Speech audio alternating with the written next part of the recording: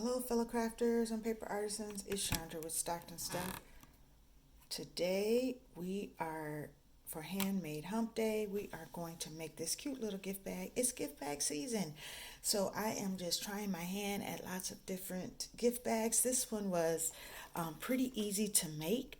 So I just want to show you how to do that and give you measurements. And then I made a little flap for it with my snowflake and a brad, and just added some embellishments. So stay tuned to learn how to make this.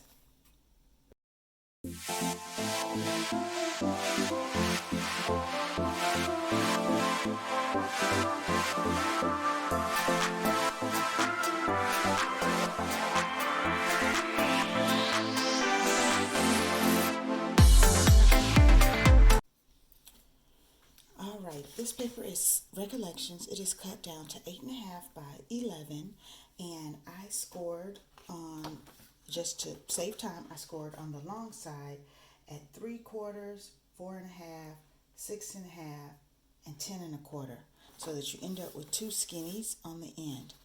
I rotated and I scored at 2 and 6.5. Then what I did was, so you end up with this square, these squares in the middle, and so I measured 2 inches from the square and marked it, and 2 inches this way, so going both ways. And then I just drew that to kind of, so you could see, because my paper is white, sorry about that. So what I'm going to do is do a diagonal from, and I'm trying to decide which, should I use my scoreboard or should I just use a ruler? Because I want to do a diagonal line between, make sure I'm in camera, in frame. I want to do a diagonal line from where this square intersects up to my notch. And I'm just going to go over that a couple of times. And then I'm going to do the same thing on this side.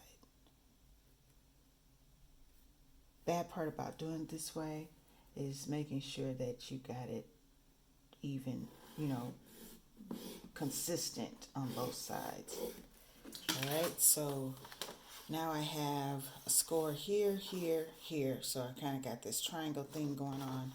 And then I'm going to do the same thing on the other side, and I'll just use my mat to get my 2 inches from the middle.